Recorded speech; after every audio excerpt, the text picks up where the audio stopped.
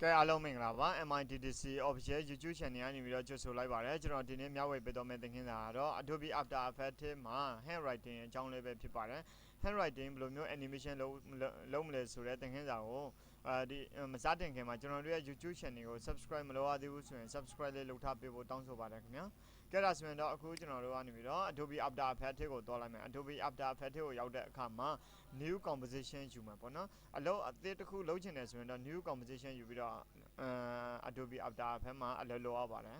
ကဲဒါဆိုရင်တော့ new composition ကိုတစ်ချက်နှိပ်ပါမယ်နော် new composition ကိုနှိပ်လိုက်တာနဲ့ဒီလိုမျိုး composition setting box တစ်ခုကြားလာမှာဖြစ်ပါတယ်ဒီ composition setting box ထဲမှာ composition name မှာဆိုရင်တော့မိမိကြိုက်တဲ့နာမည်ကိုပေးလို့ရပါတယ် handwriting ပေါ့နော်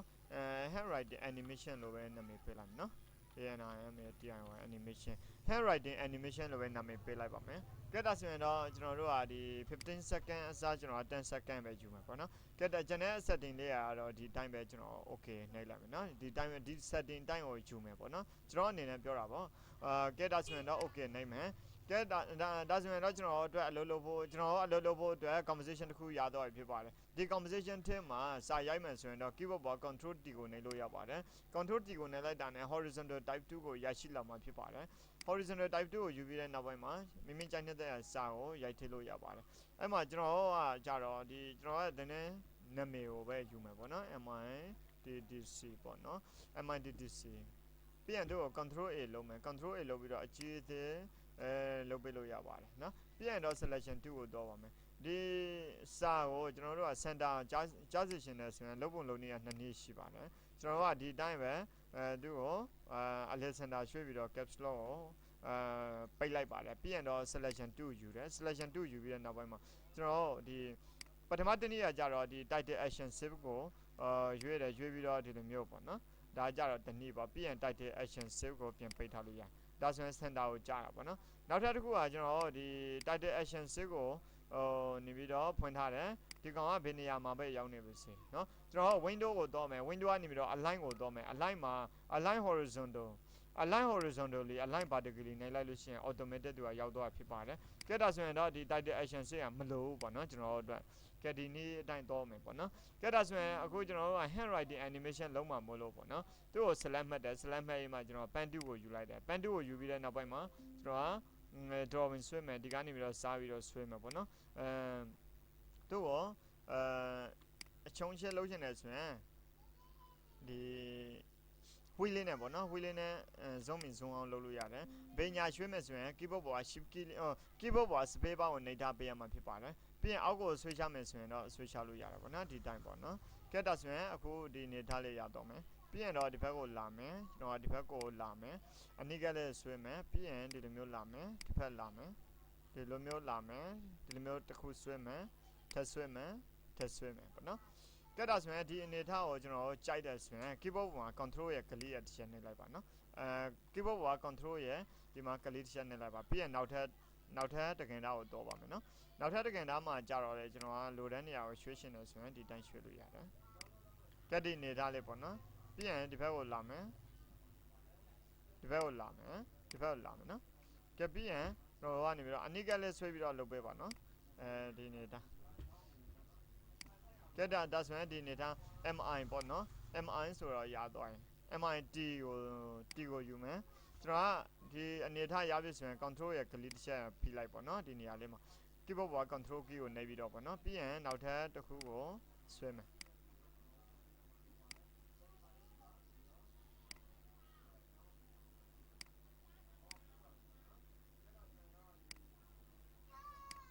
ကဲဒီအနေထားရပြီဆိုရင် control ရဲ့ကလစ်တစ်ချက်နှိပ်ပါမယ်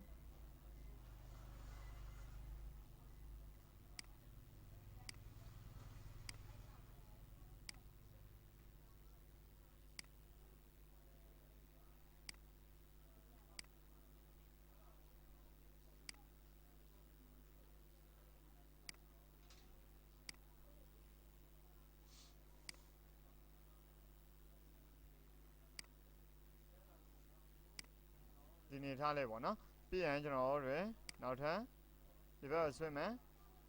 ပြီးရင်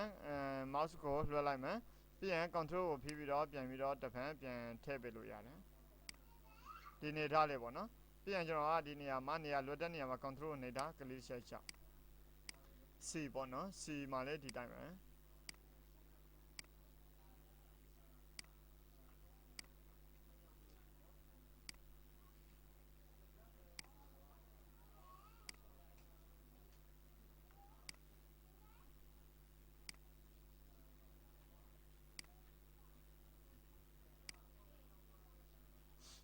တက်ရပြီ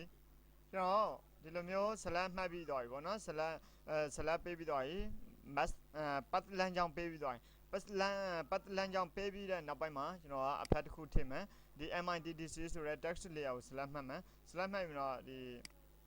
အဖက်ကနေပြီးတော့လည်းရှာလို့ရတယ်ပေါ့နော်ဒီအဖက်မှာလည်း stroke ဆိုပြီးတော့ရှာလို့ရတယ်လို့ကျွန်တော်ဒီကနေပြီးတော့လည်း keyboard ပေါ် shift key ရဲ့ space bar ရဲ့နေပြီးတော့ဒီနေရာလေးမှာပေါ့နော် stroke ဆိုတာကိုရှာလို့ရတယ်နော် stroke stroke stroke ပေါ့နော်ဒီကားလေးရှာလို့ရတယ်ကျွန်တော်ကနောက်ထပ်တစ်နေရာကိုတော့မယ်နောက်ထပ်တစ်နေရာကျတော့အဖက်ကနေပြီးတော့ generate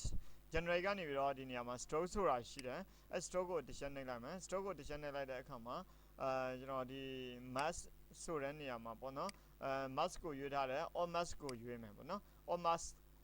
တွေအကုန်လုံးကိုရွေးတာပေါ့နော် all mask ပြီးရင်တော့ stroke sequentially ကိုရွေးထားမယ်ပြီးရင် color stroke color ကဘာ color သုံးမလဲကျွန်တော်က stroke color ကိုဒီအဝါရောင်နဲ့အဝါရောင်ပေါ်မှာဆိုတော့သူကိုတခုခုပေါ့နော်နမူနာအနေနဲ့ဒီအပြာလေးပဲဖြစ်ဖြစ်တခုခုသုံးလိုက်မယ်နော်အပြာရောင်ပဲထားလိုက်ပါတော့ပြီးရင်ဒီ brush size မှာ85လောက်ထားလိုက်မယ် brush size 85ဆိုတော့အရင်ကြီးသွားတယ်ပေါ့နော်အဲ့ခါကျရင်ကျွန်တော်တို့က35လောက်ထားလိုက်ပါနော်35အနေထားဖြစ်ပါတယ်ပြီးရင်တော့ဒီ brush hardness ကိုတင်လို့ရတယ်ပေါ့နော်လိုသလောက်တင်ယူပေါ့နော်ပြီးရင် opacity ကဒီလောက်ပဲနောက်ထပ်တစ်ခုကကျွန်တော်တို့ကဒီ n ဆိုတဲ့နေရာမှာပေါ့နော် n ဆိုတဲ့နေရာမှာ keeping ဖွင့်မယ်နော် keeping ဖွင့်ဖို့အတွက်သူကိုကျွန်တော်ကဘယ်နှစ် second မှာထားမလဲဆိုတော့7 second ကိုသွားမယ်0700ဒါဆိုရင်7 second ကိုခေါ်တာဖြစ်ပါတယ်07ဆိုတော့7 second 00ဆို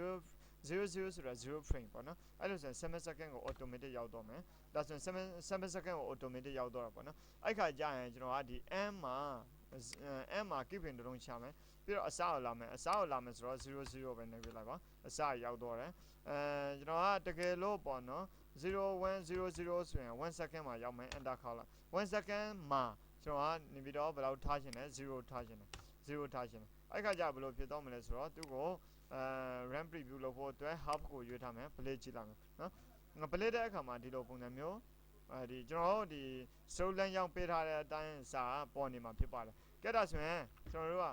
ဒီအဆင့်ကိုတော့ရသွားပြီနောက်ထပ်ရောဘာလုပ်လို့ရနိုင်တယ်လဲပေါ့နော်နောက်ထပ်လုပ်လို့ရနိုင်တဲ့ဟာတွေကြတော့ကျွန်တော်တို့ဒီ spacing ကဏ္ဍပေါ့နော် spacing ကဏ္ဍမှာကိုကဒီလိုမျိုးအလုံးလေးတွေနဲ့လည်းကျွန်တော်တို့ကစားစာရေးလို့ရတယ်ပြီးရင်ရော site တွေရောအကြီးအသေးလုပ်ပေးလို့ရတယ်ဒီလိုပုံစံမျိုးလေးတွေပေါ့နော်20ထားလို့ရတယ်ပြီးရင်ဒီ spacing ကဏ္ဍမှာကိုလိုချင်တဲ့အနေထားတိကိုကျွန်တော်တင်မယ် spacing ပလက်ကြည့်လိုက်ပေါ့နော်ပလက်တဲ့အခါမှာဒီလိုပုံစံမျိုးတက်လာတာကိုတွေ့ရမှာဖြစ်ပါတယ်နော်ဒီလိုပုံစံမျိုးလေးတွေပေါ့နော် save လုပ်မယ်ပြီးရင်အဲ့ဒီနေရာမှာကျွန်တော်တို့ကနောက်ထပ်ဘာတွေထပ်လုပ်လို့ရသေးလဲပေါ့နော်ကဲအဲ့နေရာမှာ on original image မှာ reveal original image ကိုရွေးလိုက်လို့ရှိရင်ဒါ original image ပေါ်မှာသူကသူ automatic စာရေးသွားမယ်ဟာပေါ့နော် play ကြည့်လိုက်လို့အခါမှာဒီလိုပုံစံမျိုးစာရေးပဲနော် MITDC ဆိုပြီးတော့နော်ဒါကြတော့လေ design တစ်မျိုးဖြစ်တယ်နော်သူကနောက်ထပ်တစ်ခုကဒီ website ကိုနည်းနည်းကြည့်မယ်ဆိုရင်လည်းရတယ်ကျွန်တော်သိမယ်ဆိုရင်လည်းသိလို့ရတယ်ပေါ့နော်ဒီလိုပုံစံမျိုးကျွန်တော်တို့ကပြင်ချင်တဲ့ဟာတွေရောပြင်လို့ရသလားဆိုတော့ပြင်လို့ရတယ်နည်းနည်းလေးအောက်ကိုရှာမယ်ဆိုရင်ဒီကိုရှာလိုက်ပေါ့နော်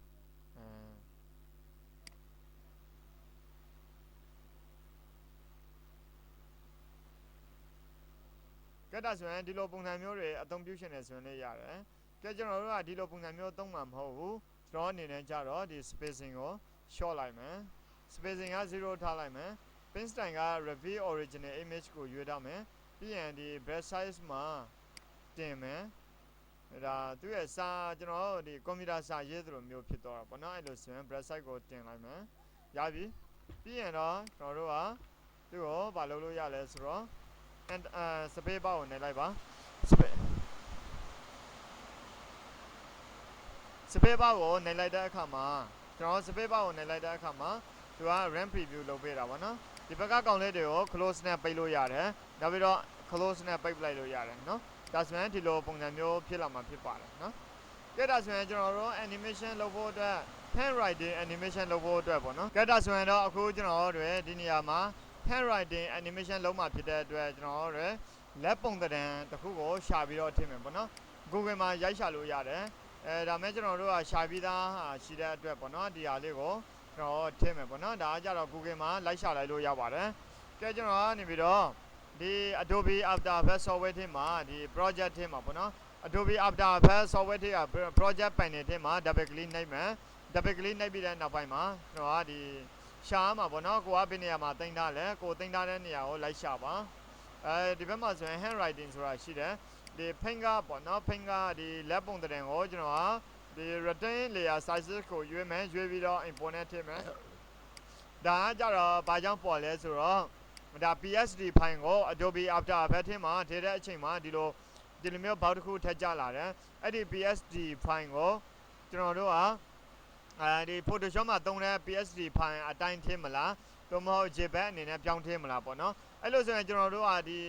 အဲ့ဒီလက်ပုံသဏ္ဍာန်ကိုကျွန်တော်က PSD ပုံစံမျိုးပဲအသုံးပြုရှင်နေဆိုရင်တော့ editable layer style ကိုရွေးမယ်ရွေးပြီးတော့ဒီနေရာမှာ retain layer sizes ကိုရွေးမယ်အဲ့ဒီနှစ်ခုကိုသေချာပြီးဆိုရင်တော့ okay ပေးမယ်ကဲဒါဆိုရင်တော့လက်ပုံသဏ္ဍာန်ကကျွန်တော်ဒီထဲကိုရောက်လာပြီ Adobe After Effects ထဲကိုရောက်လာပြီအဲ့ကကြာရင်ကျွန်တော်ကဒီဘက်မှာဆိုရင် PSD ရှိတယ်နောက်ဒီကောင်ကြတော့ဒီ composition ပေါ့နော်ဒီကောင်လေးကိုအသုံးပြုလို့ရတယ်ဒီမှာဆွဲထည့်လိုက်မယ်အဲ့လိုဆိုရင်ဒီလိုပုံစံမျိုးရောက်ရှိလာမှာဖြစ်ပါတယ်ပြီးရင်တော့ကျွန်တော်တို့ကဒီ finger ပုံသဏ္ဍာန်ကိုအကြည့်အသေးလုပ်ချင်တယ်ဆိုရင်တော့ဒီဘက်မှာရှိနေတဲ့မြားလေးတွေကိုဝင်မယ်ဝင်ပြီးတော့ transform ကိုနှိပ်မယ်နှိပ်ပြီးတော့ scale ဆိုတဲ့နေရာမှာ90ကိုထား40ကိုထားလိုက်မယ်40အနေနဲ့ပေါ့နော်ပြီးရင်တော့ကျွန်တော်တို့ကဒီကနေပြီးတော့စမယ်ဒီကနေပြီးတော့စတက်မှာဖြစ်တဲ့အတွက်ဒီ anchor point 2ကိုကျွန်တော်တို့ကဒီ bob ပင်ရဲ့ထိပ်လေးကိုယူလိုက်မယ်ဒီအနေထားကိုရလာပြီဆိုရင်တော့ကျွန်တော်တို့သူ့ကိုပိတ်မယ်ပိတ်ပြီးတော့ position နဲ့အလုပ်လုပ်မှာမလို့ပေါ့နော် keyboard ပေါ်က P ကိုနှိပ်လိုက်ပါ P ကိုနှိပ်လိုက်ပြီးတော့ကျွန်တော်တို့ကသူ့ကို home ကိုနှိပ်လိုက်တယ် home key ကိုနှိပ်လိုက်လို့ရှိရင်အဲ့ဒီဟာလေးကပျောက်သွားပြီးတော့ဒီ time indicator အစကိုရောက်သွားမှာပေါ့နော်ပြီးရင်ကျွန်တော်တို့ဒီကနေပြီးတော့လေစားမယ်ပေါ့နော်ဒီမှာဒီကနေပြီးတော့စားမယ်ဆိုတော့ position မှာ keypad တစ်လုံးချမယ်ပြီးတော့ keyboard ပေါ်ကဆိုရင် page down key ကိုနှိပ်ပါတယ် page down key ကိုနှိပ်လို့ရှိရင်သူကဒီလိုမျိုးဖြစ်လာမှာပေါ့နော် page down key ကိုပဲနှိပ်ပြီးတော့တော့ပါ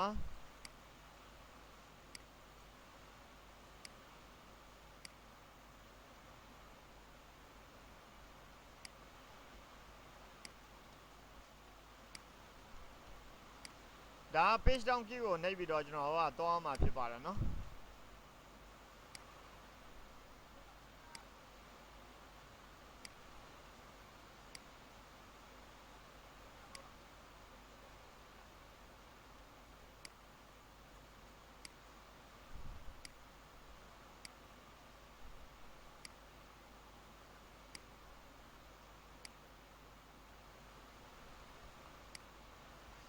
ဒီတိုင်းပဲ page down key ကိုပဲဖြည်းဖြည်းချင်းနှိပ်တော့ပေါ့နော်ကျွန်တော် animation တွေလုပ်တဲ့အခါမှာစိတ်ရှိရှိနဲ့လုပ်ပေးရမှာဖြစ်ပါတယ် Adobe After Effects ဟာကျွန်တော်တို့အတွက်ပေါ့နော်ဒီ animation ဝါသနာပါတဲ့လူတွေအတွက်မတုံ့မဖြစ်မတက်မဖြစ်တက်ထားမယ် software တစ်ခုဖြစ်ပါတယ်ခင်ဗျာ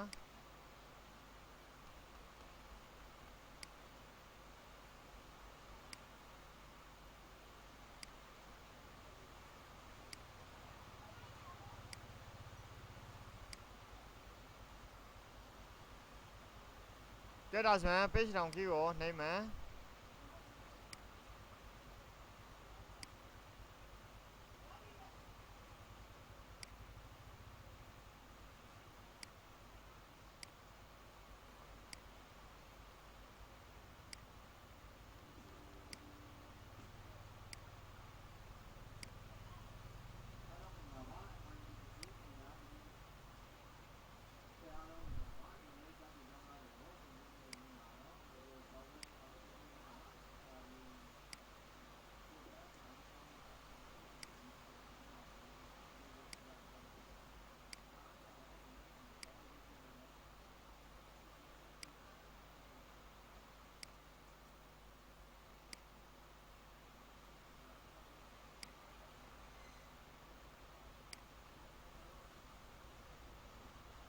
ကဲဒါဆိုရင်တော့အခု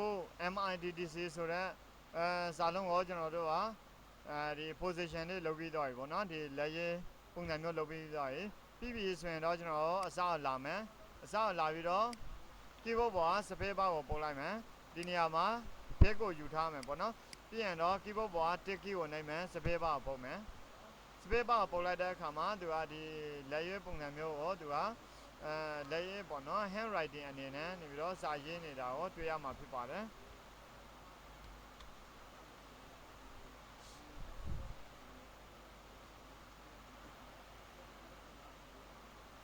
ကဲဒါဆိုရင်တော့အခုဒီ handwriting effect ကို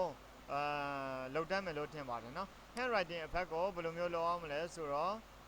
ဒီပုံစံလေးနဲ့ကျွန်တော်တို့လုပ်တော့လို့ရှိရင်ဒါကကြတော့ကျွန်တော်လက်ရှိအသုံးပြုနေတဲ့